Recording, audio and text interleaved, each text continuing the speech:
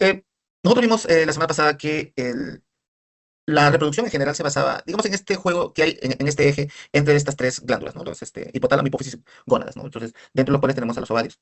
Decíamos que los ovarios vienen a ser las gónadas femeninas. ¿Por qué se le dice gónadas? Le pregunto. ¿A qué se le llama gónadas? ¿O por qué se le dice gónadas? Son los que están encargados de la producción de gametos. Sí, entonces se forman los gametos, ¿no? ¿Y qué son los gametos?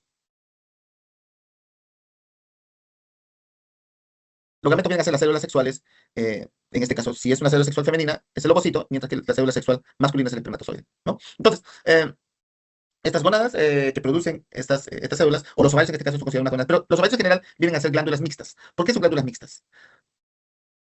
¿Qué son glándulas mixtas? Le pregunto. Quiere decir que tienen funciones exocrinas y endocrinas. Perfecto, ¿no? Las glándulas mixtas tienen funciones exocrinas y endocrinas. Por ejemplo, en este caso, viene el ovocito, su función exocrina viene a ser la producción de ovocitos, y el ovario, ¿no? Y la función endocrina del ovario viene a ser la producción de hormonas. Y esas hormonas ustedes tienen ahí.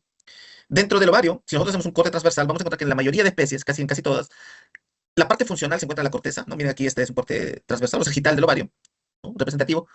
Tenemos la parte funcional que está conformada por dos estructuras principales, los folículos ováricos y el cuerpo lúteo, ¿no? Entonces esto vamos a encontrar en la corteza. Mientras que en la parte central, en la médula, encontramos el estroma, que está conformado principalmente por vasos sanguíneos, vasos linfáticos, tejido nervioso, etcétera, ¿no? Todo lo que hemos encontrado ahí. Entonces, dentro de cada folículo vamos a encontrar la presencia de un ovocito. Cada folículo hay un ovocito, ¿no? Un ovocito, un ovocito. Pero este ovocito, ¿de dónde viene? El ovocito se produce por un proceso llamado ovogénesis. Ahora, la ovogénesis no es el proceso de formación del ovocito. Dentro de la ovogénesis está la formación del ovocito que se encuentra en cada folículo. Pero no es eso. ¿Qué es la ovogénesis? O el proceso de ovogénesis. El ovogénesis es el proceso de formación y maduración del óvulo. Del óvulo. Y vamos a ver más adelante cuál es la diferencia, ¿no? Entre ovocito y óvulo. Bueno, vamos a ver que la ovogénesis comienza durante la etapa fetal. ¿Ok? Miren, aquí encontramos el ovocito. Un ovocito, el ovocito que vamos a tener en el individuo en la etapa fetal. Ustedes se acuerdan en biología, ¿verdad? ¿De dónde proviene el ovocito? ¿Sí o no? ¿Se acuerdan? El ovocito principal, en este caso, el ovocito primario. ¿No? Por embriología, cuando, cuando se produce, ¿no?, un nuevo ser, el embrioncito, el embrión está destinado, se sabe el embrioncito, ¿no?, en las primeras semanas de vida que va a ser hembra y mujer, o se sabe algo de este nuevo ser. Obviamente no se sabe si va a ser hembra o macho, ¿no? Tiene que haber la presencia de un gen específico que solamente se encuentra en el embrión que va a ser macho, que es el SRY. Este gen SRY va a codificar una proteína, que es el factor determinante sexual. Este factor determinante sexual, es una proteína, es el que va a permitir que el embrión se transforme en macho. Si no hay este factor determinante sexual, ese embrión se transforma en hembra. ¿Ok? Entonces, em, cuando no hay el gen SRY, entonces el embrión empieza a cambiar y aparecen unas células en el saco vitelino. Estas células del saco vitelino, células primigenias o células primordiales, migran hacia unas eminencias que se encuentran en la parte lumbar, ¿no?, del techo de la cavidad peritoneal, la parte lumbar.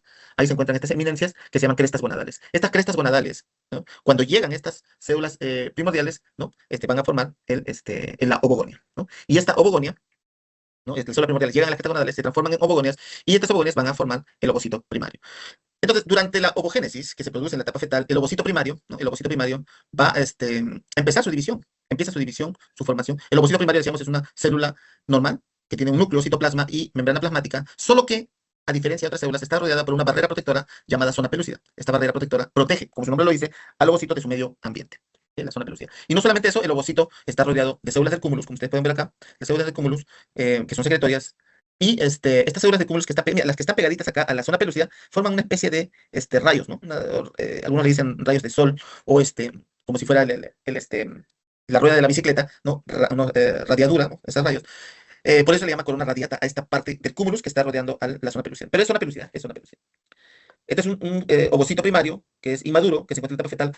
Cuando llega la ovulación, este ovocito primario se transforma en un ovocito secundario en metafase 2. Y miren la característica, ya no es compacto como está acá, sino las células del cúmulo se expanden. Miren cómo se expanden, se expanden, se expanden, ¿no? Es un ovocito maduro que está expandido. Y solamente cuando este ovocito secundario es fecundado, se va a transformar en un óvulo que es grande, ¿no? Entonces miren la diferencia, ¿no? Porque es este ovocito va cambiando mientras ocurre la ovogénesis. Esto lo vamos a ver mucho mejor aquí. Miren nuevamente la ovogonia. ¿La ovogonia de dónde venía? Decíamos, de esta parte, cuando ustedes ya dominan la embriología, ¿no?, el curso de embriología, han visto que estas células primordiales viajaban y llegaban a las crestas gonadales a formar la ovogonia, ¿no?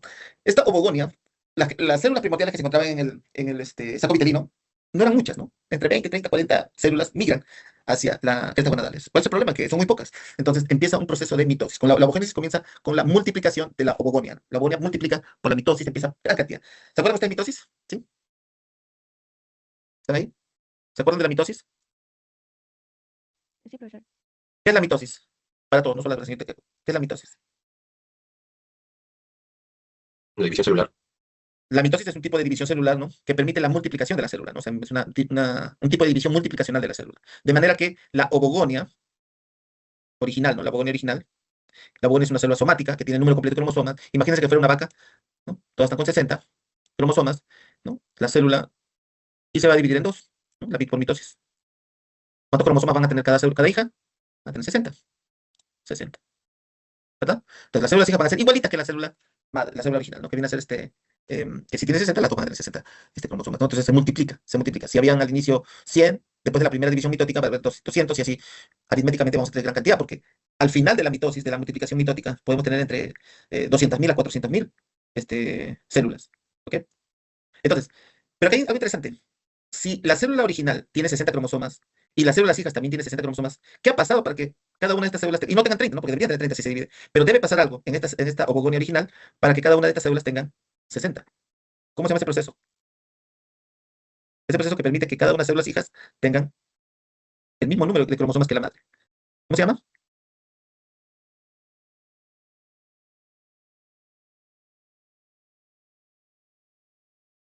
La La, mitosis. du- la duplicación del ADN. ¿Por qué? Porque si tiene 60 cromosomas, quiere decir que tiene 60 moléculas de ADN, ¿no? O sea, cada cromosoma es un ADN. ¿Qué es el cromosoma? Es el ADN condensado, ¿no? El ADN que se condensa. Tiene 60 cromosomas, 60 moléculas de ADN. Pero si se va a dividir en dos con la mitosis, entonces tiene que haber una duplicación del ADN para que cada una de esas células tenga 60. ¿Queda claro? ¿Se entiende o no se entiende? ¿Sí? ¿No se entiende? Más o menos. Se entiende, profesor. Cada vez que hay mitosis, gran cantidad de mitosis, mitosis, mitosis, cada una de estas células van a ser similares a la original, ¿no? O sea, la ovogonia, esta ovogonia va a ser la misma que va a estar allá, ¿no? O sea, se está multiplicando, dividiendo la misma célula. De manera que al final vamos a tener gran cantidad de células. Pero la última división mitótica, la última división mitótica, termina como un ovocito primario. Este ovocito primario ya tiene otras características, el ovocito primario. ¿Por qué? Porque el ovocito primario va a empezar meiosis. Ajá, acá viene la cuestión. Meiosis es igual que mitosis. ¿Cuál es la diferencia entre meiosis y mitosis? ¿Qué decíamos de la mitosis? La mitosis es una división multiplicacional, porque lo que queremos es que las células tengan el mismo número de cromosomas que la madre, ¿no? ¿Y qué es la meiosis? La meiosis es una duplicación, perdón, una división reduccional. Lo que se espera es que solamente haya la mitad del número de cromosomas. ¿Ok? ¿Ya claro eso? Diferencias entre mitosis y meiosis. ¿Preguntas? ¿Todo claro? Todo claro, profesor. Sí, profesor. Entonces, perfecto. Entonces, la meiosis solamente va a ocurrir a partir de ovocito primario. Por eso el ovocito primario se diferencia en la última mitosis. Ok. Este ovocito primario entonces comienza su meiosis. Vamos a recordar también entonces, la mitosis tiene 4 etapas, ¿verdad? La mitosis, volvamos nuevamente a la mitosis. Tiene 4 etapas en su división, en la división. Profase, metafase, anafase, telofase. ¿Verdad? Son sus 4 fases de la mitosis. Profase, metafase, anafase y telofase. ¿Bueno? En la meiosis, ¿cuáles son las fases? En la meiosis son las mismas. Profase, metafase, anafase, son las mismas. ¿Cuál es la diferencia? En la profase de la meiosis. La profase de la meiosis 1, o sea, la primera meiosis, tiene 5 subfases. ¿Ok? 5, que hacen todo un proceso diferente, lo que lo diferencia justamente de otras. ¿Ok? Entonces, nuevamente vamos con la vaquita. ¿La vaquita cuántos cromosomas tiene? 60. ¿No? Y va a comenzar su meiosis que es reduccional. Pero igual, antes de que comience su meiosis, va a ocurrir una duplicación del ADN. Entonces, acá de repente faltaba, ¿no? Ya no tiene 60, sino tiene 120, ¿no? Entonces acá igual, ya no tiene 60, tiene 120, porque hay una duplicación. De manera que al final tiene que haber 60, 60. Sí, termina la meiosis. Entonces, hay una duplicación del ADN. Entonces, el ovocito primario sigue siendo, tiene el cromosoma completo, pero inclusive está duplicado, ¿ok? Pero pasa por profases, la profase 1. Entonces, termina la profase 1 y se queda estancado, ¿no? Entonces, este ovocito primario, miren acá, el ovocito primario, ¿no? Va a quedarse estancado en la profase 1. Ahí se queda, no termina su ovogénesis, y ahí queda. O sea, en la etapa fetal, la hembrita termina, todo su ovario está conformado por ovocito primario, ¿no? Hasta que llega la pubertad o madurez sexual, la pubertad o madurez sexual, en el cual, digamos, comienzan los ciclos de la hembra, y en cada ciclo va a haber un proceso llamado ovulación. Con la ovulación, se reinicia la meiosis. O sea, si el folículo se encuentra dentro, perdón, si el ovocito se encuentra dentro del folículo, va a seguir siempre siendo ovocito primario. Cuando sale se transforma, perdón, se transforma en ovocito secundario. Termina su meiosis. ¿Ok? Pero de un ovocito primario solo va a salir un ovocito secundario. Un ovocito secundario. ¿Qué pasa con la otra parte que se divide? Se transforma en un cuerpo polar que es pequeñito, muy, muy pequeñito, ¿verdad? Este dibujo no corresponde. Y el ovocito secundario es grandote. Mira, grandote, tototototote. Acá chiquitito. ¿No? Vamos a borrar esto. Vamos a poner, ¿no? Y este sería el cuerpo polar más chiquitito, ¿no? Está un poco chiquitito, grandote, el ovocito secundario. ¿Ok? Muy bien. Pero acá se acuerdan con cuánto comenzó el ovocito primario. ¿Con cuántos cromosomas empezó el ovocito primario? Les pregunto. ¿Con cuántos cromosomas? 120, ¿no? Porque hubo una duplicación del ADN. Entonces el ovocito secundario tiene 60 y el cuerpo polar también tiene 60 cromosomas. ¿Ok? Y luego de la ovulación, el ovocito secundario realiza la meiosis 2, o sea, su segunda meiosis realiza, ¿no? Realiza, pero se queda estancado en metafase 2. Antes se queda estancado en fase 1, ahora en metafase 2. Se queda estancado, ¿no? Y solamente reinicia la meiosis 2 si hay fecundación. O sea, la fecundación permite que se reinicie. O sea, tiene que haber en padre el espermatozoide. Una vez que hay eso, recién se reinicia, ¿no? Y termina la meiosis. Y la meiosis termina como ovótida. ¿Y la ovótida cuántos cromosomas tiene? Tiene 30. ¿Ok? ¿Por qué? Porque en la meiosis 1 solamente hay duplicación del ADN, en la meiosis 2 no hay duplicación del ADN. Por eso es que todos los de acá la ovótida y los demás cuerpos polares que se forman tienen 30 cromosomas. ¿Y por qué? Les pregunto a usted, ¿por qué? No, y luego de la ovótida, simplemente pasa un tiempito y se transforma en óvulo, que es el que tiene 30 cromosomas también, ¿no? ¿Por qué el óvulo entonces termina teniendo 30? ¿Cuál es la finalidad de que tenga 30 cromosomas?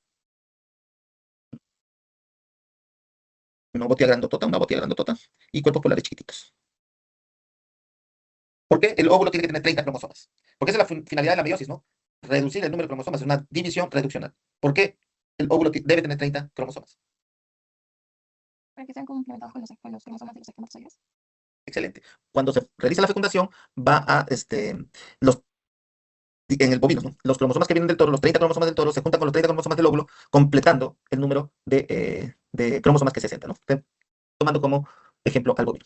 Preguntas, preguntas. Si yo les preguntara, ya que no preguntan, yo les pregunto. Si yo les preguntara en el examen, ¿por qué hay dos meiosis? ¿Cómo responden ustedes? ¿Por qué? Porque en la mitosis solo hay una mitosis, ¿verdad? ¿Y por qué en la meiosis hay meiosis 1 y meiosis 2? ¿Por qué?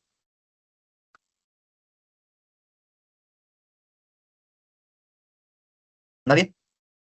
¿Cuestiones? ¿Preguntas? ¿Respuestas? ¿Se Para entendió la terminar pregunta? reduciendo los cromosomas. Esa es la función de la meiosis. Yo les pregunto, ¿por qué hay dos meiosis? Yo quiero la respuesta. ¿Por qué hay dos meiosis? Para la obtención del ovocito secundario. No, esa es la meiosis, esa es la función de. Entiendan la pregunta porque después ustedes. La pregunta es, ¿por qué hay dos meiosis? ¿Por qué hay dos? ¿Cuál es la razón de por qué existen dos meiosis? Meiosis 1 y meiosis 2. La respuesta está en la diapositiva. Para poder obtener la ovótida. No, Por las interacciones que hay. no. Por O sea, la pregunta, o sea, nuevamente, entienda la pregunta. ¿Por qué? Ay, no, ¿cuál es la finalidad? No, usted está respondiendo a la finalidad. O sea, yo le pregunto por qué tiene que existir dos meiosis. ¿Por qué tiene que haber meiosis 1 y por qué tiene que haber meiosis 2? ¿Nadie? Está en la diapositiva. Sí, Anderson. Debido a que con una sola división no alcanza para el objetivo que se requiere. Sí, excelente. ¿Pero por qué? ¿Por qué no se alcanza ese objetivo, Anderson? Debido a que una sirve para reducir cromosomas y la otra para separar copias. No, estabas bien, estabas bien, estabas bien. Ah. Estabas bien. Ah, Está en la diapositiva, mira. Claro, con una no basta, tiene que haber dos. ¿Pero por qué con un? ¿Por qué? porque con una reducimos cromosomas. ¿Por la fecundación? No. Porque al inicio tenemos ¿Para la formación 120. de los 4 gametos? Porque tenemos al inicio 120, ¿no? Si hacemos solo una meiosis, vamos a terminar con 60. ¿No? Entonces sí, terminamos y si, por eso es que hay una segunda meiosis, ¿no? Para reducirlo hasta 30. Y la otra pregunta que les hago, a ver, sí, Daira. Ah, no, profesor, primero haz tu pregunta. Pensé que era sobre el anterior. ¿Por qué solamente un ovocito, una ovótida? De un ovocito primario solamente hay una ovótida. ¿Por qué? Usted me ha preguntado, ¿no? Yo tengo que preguntarle. Tendré que decir, ¿por qué de un ovocito primario solo una ovótida y cuerpos polares? Solo una. ¿Por qué? Les dejo como tarea, ¿ya? Daira, ahora sí, ¿preguntas? Ah, sí, Hoy, profesor, disculpe, sí. ¿puede volver a la diapositiva anterior? Sí. Lo que ocurre es que en el proceso que explicó cuando estaba mencionando lo de la ovulación, me confunde un poco. ¿No cree Dime. que pueda volverlo a explicar otra vez? ¿Cuál es la extensión? En el proceso de, cuando se quedó hablando sobre el ovocito secundario. ¿De meiosis 1 a meiosis 2, eso? Sí, sí, eso, por favor. Lo que pasa, Daira, y para todos, es que la meiosis 1 comienza en la etapa fetal, ¿ok? pero se estanca, o sea, ¿cómo se dice otra palabra para estancar? Stop, ¿no? O sea, no decir parar, ¿no? Pero quiere decir, se detiene, es la palabra. Se detiene en la profase 1. Porque nuevamente, por eso le decía, ¿cuántas fases tiene la mitosis? Profase, metafase, anafase, telofase. ¿Cuántas fases tiene la meiosis? Lo mismo, profase, metafase, anafase, telofase. En la profase, o sea, la primera, se detiene, ¿no? Se detiene. Vamos a ver ahorita por qué, pero se detiene. Al detenerse ahí, solamente se va a reiniciar la meiosis 1, porque está detenida. Solamente cuando ocurre ovulación. Mira cuánto tiene que pasar, ¿no? Desde la etapa fetal. Para que haya ovulación tiene que haber pubertad, tiene que entrar al ciclo reproductivo, ¿no? En el caso, por ejemplo, de las mujeres, vamos, que ustedes, la mayoría de las señoritas por lo menos saben que la pubertad comienza entre los 12 y 13 años. Miren cuánto tiempo, 12 a 13 años, que no hay, ese sigue siendo, ¿no? El ovocito primario ahí detenido, ¿no? Solamente cuando empiezan a ciclar, solamente, ahí en ese momento va a haber ovulación. Y eso ocurre también con los animales, ¿no? Domésticos.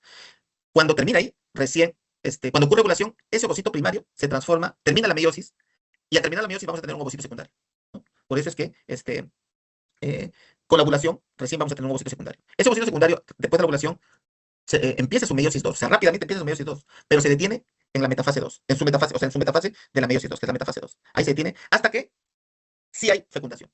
¿Qué quiere decir? Que en vacas, por ejemplo, que están ciclando y no hay no hay fecundación nunca, y ese ovocito llega a ovular, solamente se va a quedar como ovocito secundario. O sea, muchas veces nunca hay óvulo, nunca hay óvulo. La mayoría de veces, no, nunca hay óvulo, a menos que haya fecundación. ¿Ok? De eso se trata. Ok.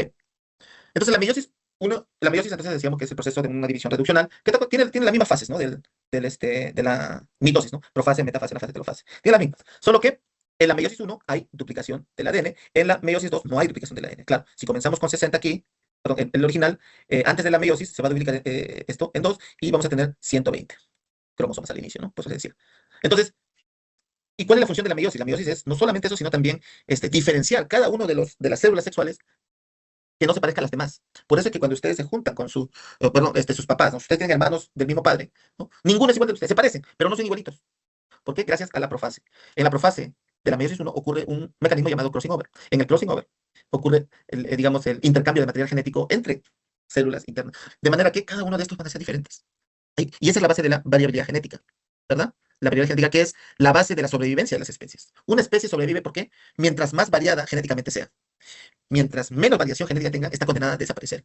A eso le llama el cuello de botella, el bottleneck, ¿no? Seguramente muchos de ustedes que de repente les gustan animales silvestres, van a ver que muchas de las especies llegan a este cuello de botella, el bottleneck, ¿no? ¿Por qué? Porque van desapareciendo poco a poco y su variabilidad genética se va reduciendo. Esto conlleva desaparecer a la especie, lo lleva a desaparecer, ¿no? Entonces, para evitar eso, el crossing over permite que cada una de las células sean diferentes, de manera que nosotros no nos parecemos a perdón, no somos idénticos a nuestros hermanos, ¿no?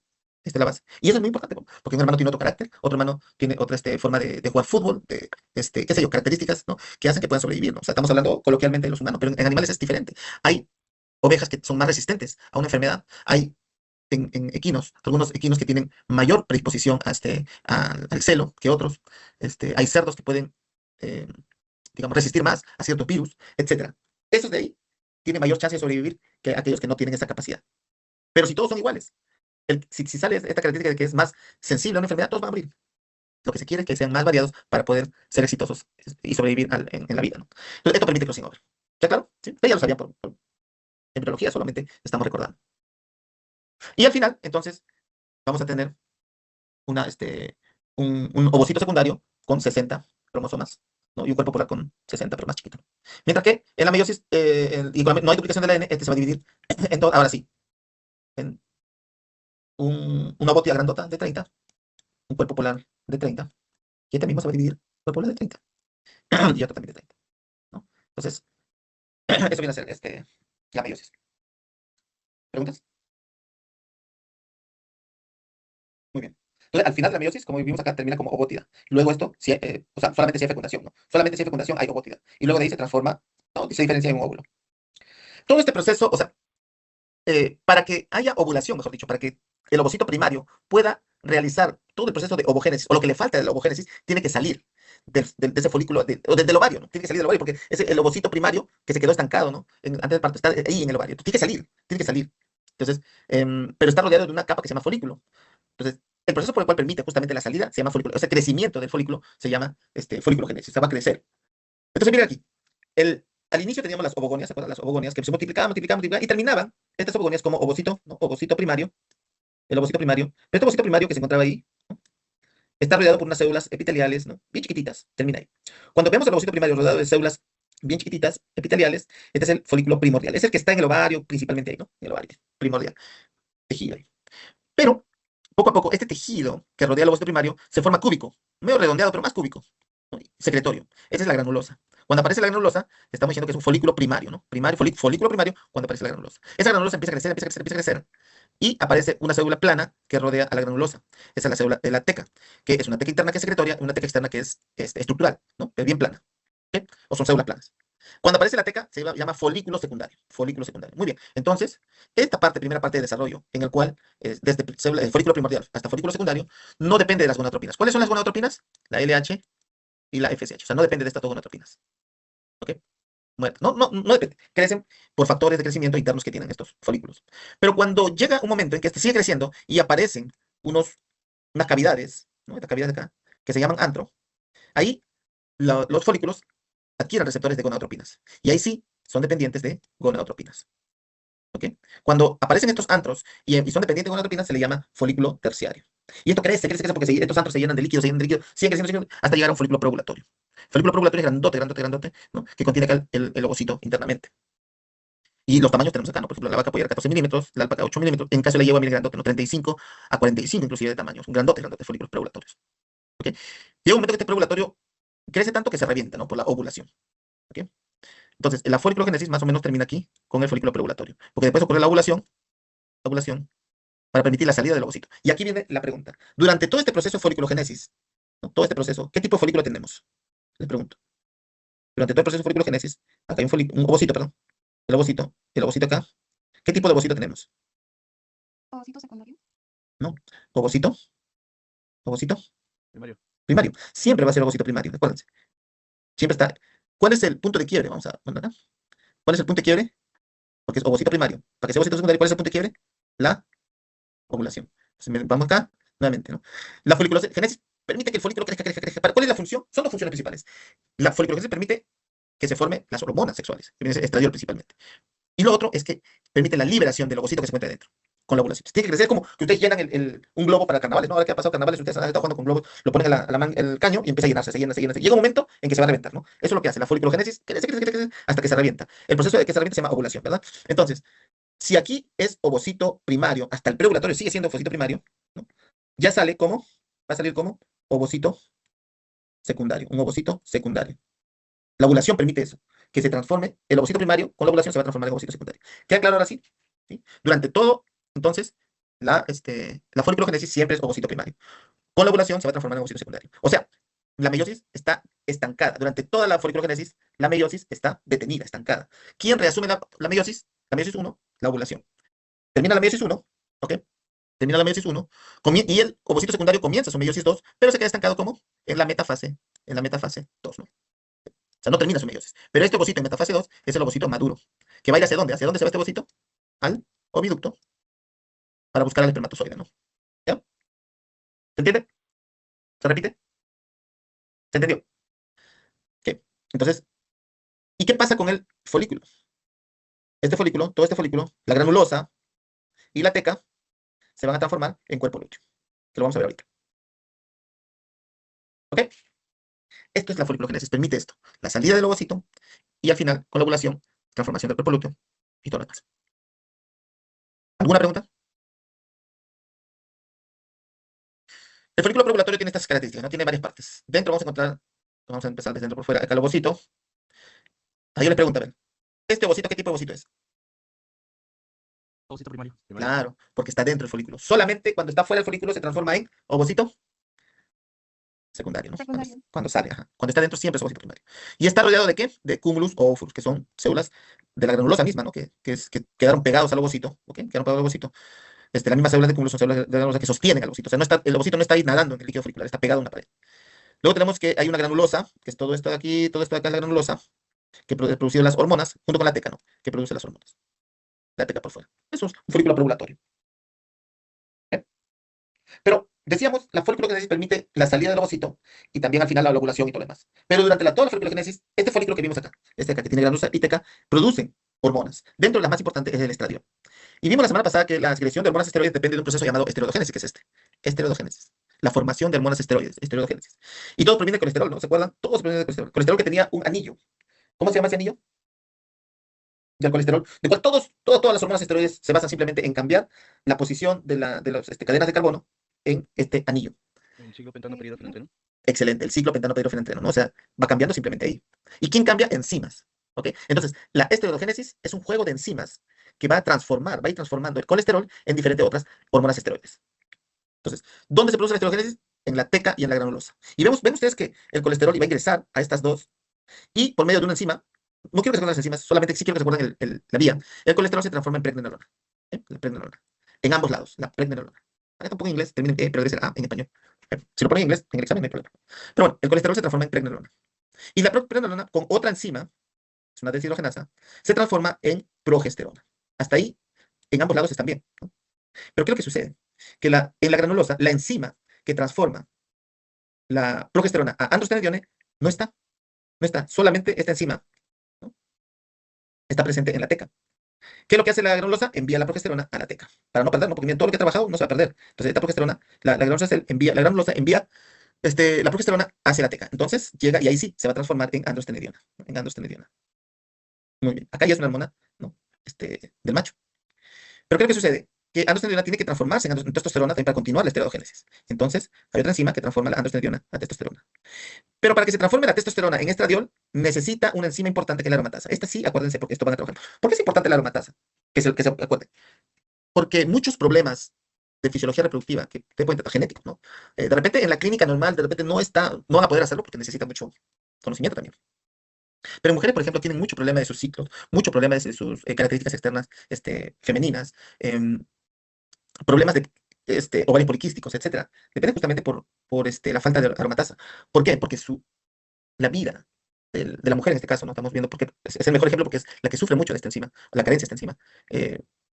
Se basa principalmente pues, en muchos hábitos que no deberían tener, ¿no? Entonces, cosa que no hay en los animales domésticos, ¿no? Y además, el estradiol de por sí es la hormona que se necesita mucho. La mujer necesita mucho estradiol. Fallas en la producción de estradiol trae como consecuencia fallas en su fisiología reproductiva. Por eso es muy importante que se aprendan esto. Porque si por ahí les dicen, ¿no? Hay hormonas anti-aromatasa, le llaman, ¿no? O cuando hablan de hormonas o tratamientos antiestrogénicos, son tratamientos contra la aromatasa. Entonces, para que entiendan ustedes hacia dónde va el tratamiento. No uno contra el estradiol, sino contra la aromatasa. Entonces, si por ejemplo, los tratamientos de anticonceptivos muchas veces van contra eso. Entonces, si una mujer con el tiempo quisiera tener sus hijos, tiene que volver a resumir la producción de la aromatasa. Y muchas veces las mujeres que han tenido un tratamiento anti-aromatasa no tienen esa precaución y sus hijos salen con problemas, ¿no? Pueden salir con problemas. Entonces, hay que seguir siempre la recomendación de los ginecólogos o ginecólogas cuando hay esta acción. Un poco para entender la importancia. En general, produce el estradiol. La aromatasa produce el estradiol, ¿no? Entonces, eso es lo que... Ahora, la vía, miren la vía. La vía principal... y la testosterona no se produce en la teca, perdón, la aromatasa no se produce en la teca, sino se produce solamente en la granulosa. Entonces, tiene que pasar de la teca a la granulosa para que se forme el estradiol. O sea, el estradiol principalmente se forma en la granulosa. ¿Ok? Entonces, la vía, yo creo que esto sí que se acuerde, porque lo vamos a ver después. Colesterol a pregnenolona, pregnenolona a progesterona, progesterona, androstenediona, androstenediona, testosterona, testosterona, estradiol. Esa es la vía en ambos lados. Ahora, ustedes ven que aquí está presentado otras vías alternas. No son comunes, ¿eh? No son comunes esas vías, así que no quiero que se aprendan. No es necesario. Para el curso de reproducción, acuérdense, esta vía nomás que estamos viendo, ¿sí? Por ejemplo, para que se forme esto, la estrona es en un momento específico de la vida de la mujer, por ejemplo, ¿no? O sea, no siempre está, no siempre, solo es un momento específico. Entonces, no es la principal vía. Igualmente, la DHEA, ¿no? ¿Sí? O sea, no es necesario. La vía que estamos viendo es la que quiero que se aprenda. Una vez que se forma el estradiol viaja a sangre y hace sus funciones nuevamente. Sus funciones es muy importante, muy importante. A veces dicen, no, pero el estradiol no tiene mucho. Claro que sí, claro que sí. Muchas veces los depósitos inclusive de calcio dependen del estradiol. El crecimiento del sexo femenino depende del estradiol. Las características musculares e inclusive de formación de los sistemas internos depende del estradiol. Entonces, por ahí dicen, no, vamos a castrar a una perrita a los 3 meses. ¿Están locos? No puede ser. No puede ser. Tiene por lo menos que cumplir toda su componente de madurez sexual para que recién estemos pensando en castrar los animales. ¿Ok? Aquel que te dice que dice, mi profesor de repro me ha dicho, no, ningún cachorrito se debe, no se puede, perdón, todo se puede hacer, se debe castrar. ¿Y tiene dicho Manachu? ¿Entendieron? Sí, profesor. Ok, perfecto. Pero miren, los folículos empiezan a crecer. ¿Se acuerdan? Al final de la mitosis, todos los folículos, todos los ovocitos se transformaban en ovocitos primarios. Esos ovocitos primarios se rodeaban de células, formaban los folículos primordiales, folículos primarios, secundarios, etc. ¿No? Están ahí los folículos.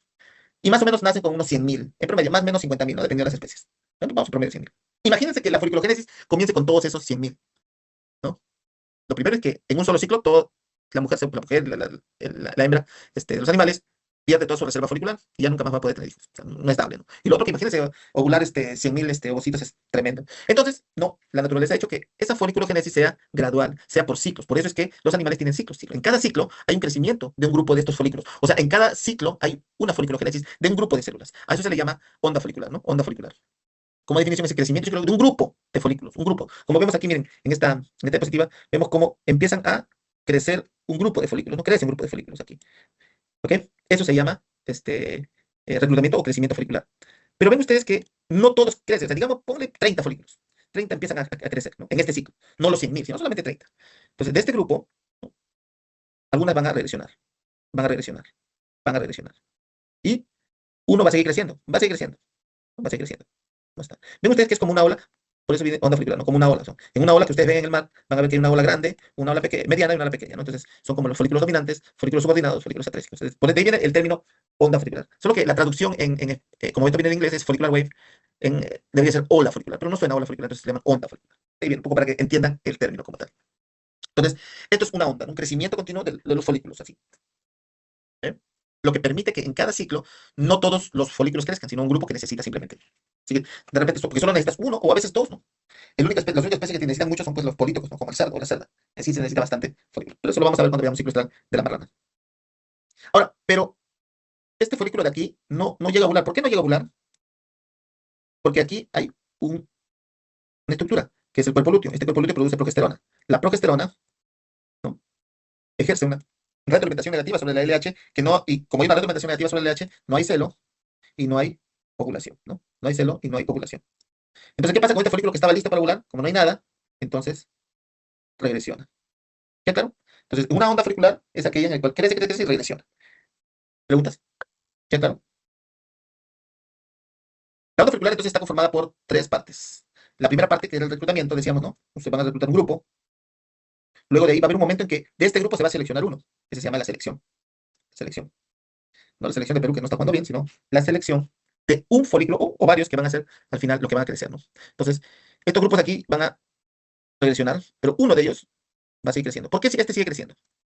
¿Por qué este de aquí sigue creciendo y los demás no crecen? Se regresiona. Vimos la semana pasada. Por la hormona folículo Por la estimulante. LH. Por la LH. ¿Pero por qué uno solo crece? Porque sí, como su compañera decía, necesitan FSH para crecer, pero como el folículo empieza a producir estradiol inhibina, ejerce una retroalimentación negativa sobre la FSH, entonces empiezan a bajar. Pero uno de estos empieza a crecer, sí, gracias a la LH, como dijo su compañero. ¿Por qué? Porque este folículo adquirió, ¿qué cosa? ¿Qué necesita la LH para funcionar en la célula target? ¿Qué adquirió esta célula? Las células del folículo, ¿Receptores? receptores. Receptores de LH. Los receptores de LH. Estos de aquí, los de verde, lo que vamos a ver en verde, no tienen receptores de LH. Entonces, solamente el folículo que adquiere receptores de LH sigue siendo. Eso se llama la selección, ¿no? El folículo que adquiere receptores de LH. ¿Ya claro? ¿Sí? Por eso sigue creciendo. Y la LH ejerce una retroalimentación positiva sobre perdón, estoy hablando mal. La LH permite el crecimiento de este folículo. Y el folículo que crece sigue produciendo estradiol, ¿no? Sigue produciendo estradiol. Pero el estradiol ejerce una retroalimentación positiva sobre la LH. Y por eso la LH sigue produciéndose. Sigue produciéndose. ¿Verdad? Ya cuando el folículo está creciendo gracias a la LH, se le llama dominancia, porque ya los otros están regresionados, ¿no? La dominancia. ¿Verdad? Pero como hay progesterona, la progesterona ejerce retroalimentación negativa sobre la LH, entonces no hay este celo, no hay ovulación, y este folículo dominante regresiona y queda ahí. ¿Preguntas? En cada ciclo puede haber varias ondas, una o varias ondas. Por ejemplo, miren, en esta especie, en bovinos hay 2 a 4 ondas, ovinos 2 a 3 ondas, caprinos 3 a 5, equinos 1 a 2, ¿no? Equino se parece mucho al de la mujer, por eso muchas veces se ha usado a la yegua como animal modelo para ver las ondas foliculares en la mujer, ¿no? Y en porcino es múltiple, ¿no? Porque ellos sí necesitan gran cantidad de ovocitos. En el ciclo, entonces, miren, si hay progesterona, no va a hacer crecerlo o no va a permitir la ovulación, por ejemplo, de este folículo.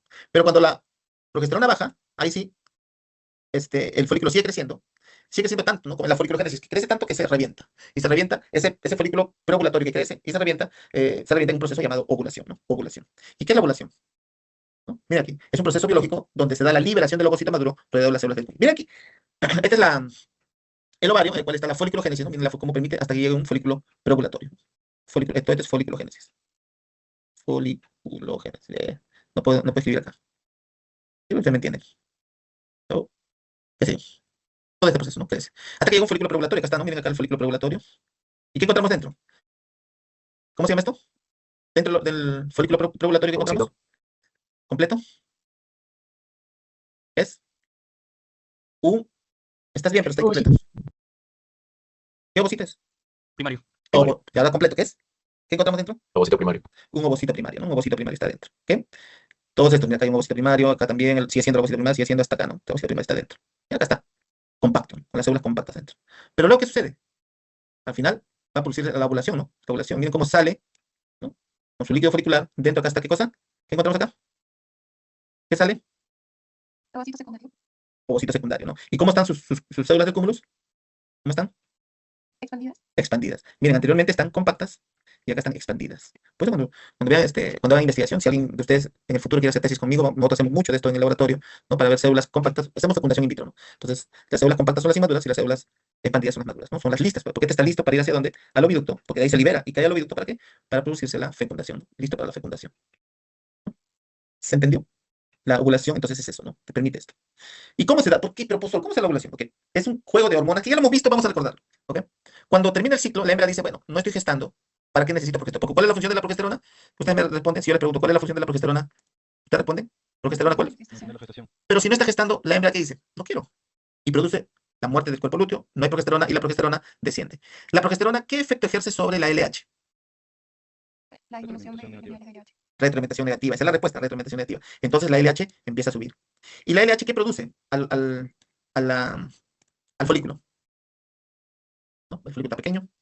Permite su crecimiento. Claro, vimos, ¿no? Acá. Vamos a regresar porque usted cree que yo le estoy mintiendo. LH. Acá está LH. Crecimiento del folículo a la selección, ¿no? Entonces este folículo sigue creciendo. Crece. Con la LH. Más LH crece. ¿No? ¿Verdad? ¿Y este folículo qué hormona está produciendo? En espermogénesis. ¿Qué hormona produce? Estradiol. Estradiol. El estradiol.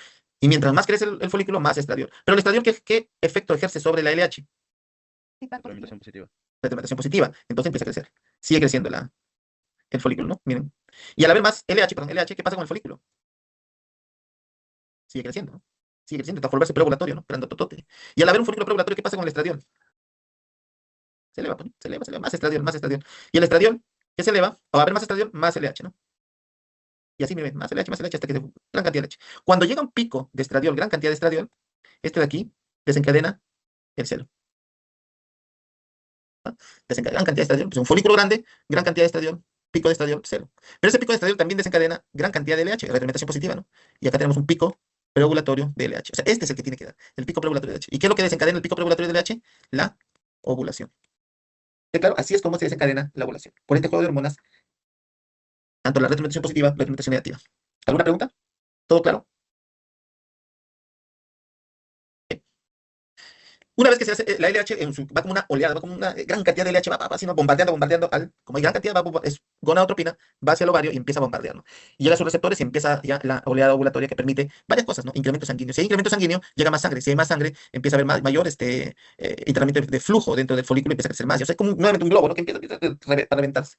Pero no es eso, sino que también ayuda a que haya una disociación del cúmulus. Al disociarse el cúmulus, empieza a expandirse, ¿no? Ese momento, dentro todavía, empieza a formar la reanudación de la meiosis. Dentro ya, reanudándose la meiosis, para salir como ovocito secundario. ¿Ok? Hay edematización, el incremento de secreción de esteroides, que pues un edema, ¿no? Es el edema también permite que ingreso de mayor líquido en el folículo para que explote. Se forman enzimas, ¿no? Como la colagenasa, plasminógeno, se rompen lisosomas que tienen enzimas, etcétera. Todos estos actúan sobre una zona que se llama estigma, ¿no? Estas enzimas para poder romper, ¿no? Digerir este tejido, tanto en el folículo como en el ovario. ¿Ok? Y vienen algunas hormonas, como la prostaglandina alfa también, que permite, ¿qué cosa? La contracción de músculo que hay en el ovario y músculo también que están rodeando al folículo, ¿no? Los miocitos. Ahí sí es como, nuevamente, acuérdense del globo de agua que se sigue llenando, pero si nosotros hacemos una presión interna con nuestras manos, se va a reventar, ¿no? Y eso es lo que hacen la prostaglandina alfa, contracciones foliculares para que se revienten, ¿no? Y llega un momento en que tanto esta disociación de las células del ovario y del folículo mediante las enzimas y las contracciones permiten la ruptura y la salida del ovocito, ¿no? ¿Ok? Existen dos tipos de ovulación en general, ovulación espontánea e inducida. La ovulación espontánea es aquella en la cual está ya destinada por los genes, ¿no? Los genes dicen cada 21 días la vaca tiene que ciclar, la mujer cada 28 días, la oveja cada 16 días, etcétera, ¿no? Todas tienen que, eso está dado es genético, entonces eso se llama espontánea, ¿no? Esto ocurre entonces en bovinos, equinos, caprinos, ovinos, porcinos, caninos, pues, la mayoría de especies. En cambio, cuando vemos una ovulación inducida es cuando tiene que haber una inducción para que ovule la hembra. ¿Vale? Tiene que haber una inducción. Eso, inducción normalmente es la cópula. ¿Ok? El empadre, la monta, etcétera. Esa es la inducción. Y esto lo encontramos simplemente en camellos americanos, felinos y los cónicos. ¿Bien? Aquí tienen ustedes un cuadrito con algunos tiempos de ovulación, duración del estro. No quiero que se aprendan esto, por favor, no. Mira, yo estoy apoyando para su examen en general, pues, ¿no? Aquí esto es lo que quiero que ustedes lo tengan para ustedes, para que ustedes puedan tener como este libro de consulta para lo que ustedes quieren en el futuro, ¿ok? No es necesario que se lo memoricen para el examen. Este cuadrito, ¿no? Preguntas, ¿todo claro? ¿Cuáles son las consecuencias de la ovulación? Son dos principales, ¿no? Se va a liberar el ovocito maduro. ¿Cómo se llama el ovocito maduro? A ver, acá. Ovocito secundario. Ajá. Si queremos ser bien específicos, es en metafase 2, ¿no? Ovocito secundario. Pero ovocito secundario está bien. Pero, ¿por qué? Porque también se estanca en la metafase 2, ¿no? Ahí se estanca, en la metafase 2. Y el ovocito inmaduro es, ¿cómo se llama el ovocito inmaduro? Sería el ovocito Primario. primario en prófase 1. ¿Qué sería? Está bien, ovocito primario. Eso me parece más Y miren sus características, ¿no? El ovocito inmaduro es compacto y el ovocito maduro es expandido, ¿no? Las células del cúmulo. Muy importante para la fecundación. Que lo vamos a ver. Mire, yo creo que esto se acuerdan, lo tengan en cuenta porque esto lo vamos a ver recién cuando veamos fecundación, o sea, después del examen parcial. Así que tenganlo bastante en cuenta, ¿no? Y la otra consecuencia es que el folículo se transforma en un cuerpo lúteo. Así se le llama luteogénesis. El folículo ovulado se va a transformar en un cuerpo lúteo. Entonces, la luteogénesis viene a ser el desarrollo del cuerpo lúteo a partir del folículo preovulatorio, ¿no? Una vez ovulado. Esa es la luteogénesis, a partir de la ovulación, la luteogénesis. Se forma. Pero cuando hablamos de luteinización, es el proceso por el cual las células de la granulosa y la teca se transforman en células luteales. ¿Hay diferencia? Sí y no. O sea, en el caso de la luteogénesis, las células también tienen luteinización, ¿no? De sus células. Pero, o sea, luteogénesis viene a ser el proceso, luteinización viene a ser la transformación de las células en células luteales. Células foliculares, células luteales. ¿Por qué? Porque folículos que no ovulan sí se pueden luteinizar. ¿Me dejo entender? O sea, luteogénesis es cuando el folículo ovula y se transforma en cuerpo lúteo. Pero hay casos donde las células de la granulosa y la teca se luteinizan, o sea, se transforman en células luteales sin ovular. Y otra consecuencia, por ejemplo, quistes, ¿no? Los famosos quistes luteales o quistes luteinizados, depende, perdón, quistes luteinizados, no luteales, sino los luteinizados, se forman a partir de este proceso, ¿no? ¿Ya claro? Entonces es cosa diferente. Y ya con eso ustedes van a ver estos problemas en su curso de patología o probablemente fisiopatología reproductiva con la otra Milena. Y en el futuro, yo llevo un curso también que es fisiopatología, perdón, la otra Milena es fisiopatología veterinaria, ¿verdad? Con la otra Milena. Muy buen curso. La Milena es muy buena en esto. Y después ya un electivo conmigo es la fisiopatología reproductiva, ¿no? Ahí vamos a volver a ver. No vamos a volver, perdón. Sino ahí vamos a ver cómo los quistes se producen cuando tenemos estos problemas de luteinización.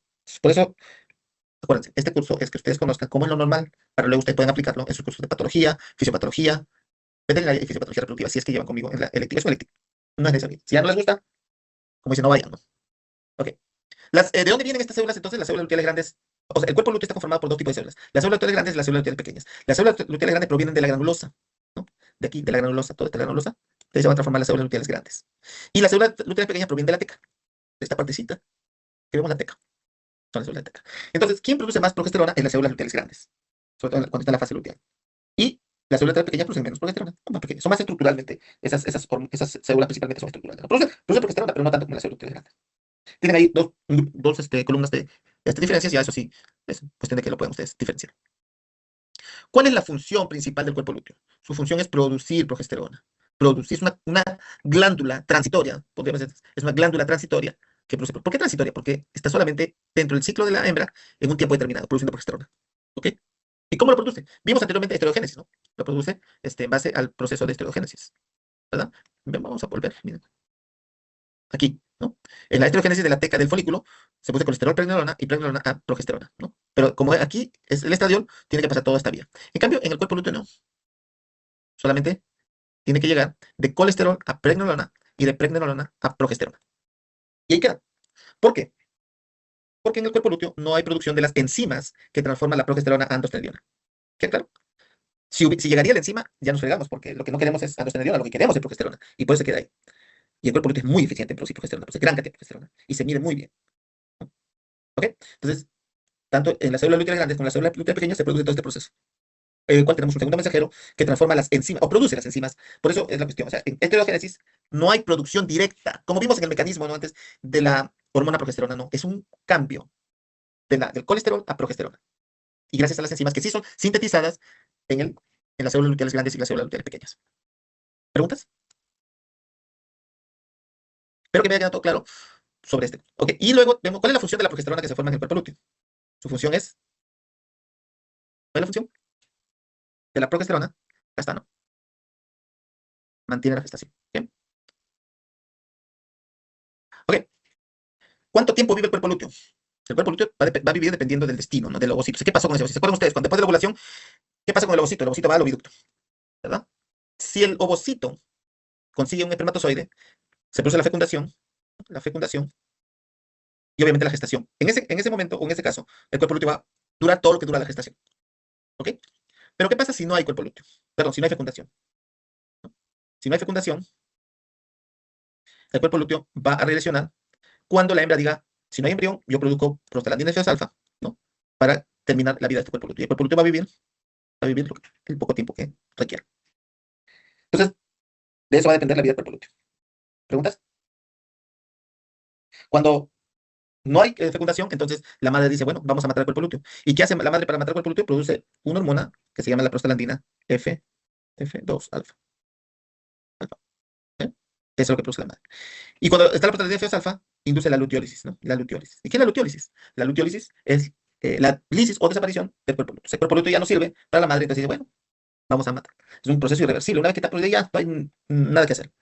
Cuando ocurre la luteólisis, entonces se pierde la función del cuerpo lúteo, no hay síntesis de progesterona, hay una degradación del tejido luteal, hay vasoconstricción, entonces no va a haber producción de llegada de sangre y aumento celular, de la muerte celular. ¿Cuál es la hormona, decíamos, que produce la luteólisis? Es la prostaglandina F2 alfa. Prostaglandina F2 alfa. Esa es la hormona que produce la luteólisis.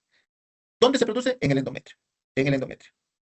¿Cómo llega la prostaglandina al cuerpo lúteo? Ahí sí vienen algunas diferencias. ¿Por qué? Porque en la mayoría de especies es gracias a una difusión local. ¿Okay? ¿Y cuál es una difusión vocal? Miren, espero que puedan ver esta figura. Mira aquí, arriba. Aquí la prostaglandina se forma en el cuerpo lúteo, perdón, está en el útero, y es absorbida por las venas uterinas, ¿no? Las ramas de venas uterinas aquí.